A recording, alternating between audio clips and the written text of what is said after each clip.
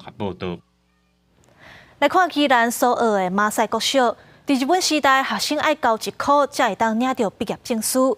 不过，侪人因为散假拿袂起，所以学校今年决定要甲毕业证书拢补发出去。到校友的后代囝钱，就捐予学校50万做奖学金，取代交1块的规定，替老爸领到毕业证书。伫毕业的歌声中提火入场，苏澳马赛国小毕业生踏入人生的后一阶段，因真欢喜甲镜头来热手，然后唱校歌。领毕业证书，不过这届的毕业典礼真特别，因为校方还阁颁发日本时代毕业证书予家属。校长摕经过考证复刻出来毕业证书，交予毕业校友林楚培光的囝儿。会有这场仪式，迄是因为伫个二人时代，国小的毕业生要毕业，都要交1块，才有法度领到卒业证书。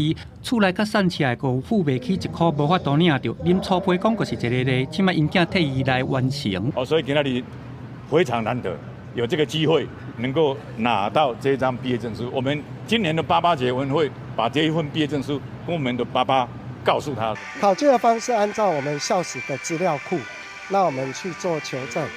家属只要跟我们讲，他亲人的姓名、出生年月日。林楚培光的囝儿甲校方捐赠50万块做奖助学金，取代1块的规定，替因老爸领毕业证书，感觉真欢喜。校方讲，未来校友的长辈若是有同款的，嘛会当干那付1块，互人生袂遗憾。收起来吧，就是要珍惜。你觉得毕业感觉怎么样？很开心。那这个毕业证书你要怎么收藏？就好好保管。大卡的毕业生听到这个故事，表示讲会好好来报效拄领到的毕业证书。最近是毕业期，各间校拢咧办毕业典礼，希望讲这囡仔拢有难忘的记忆。记者综合报道。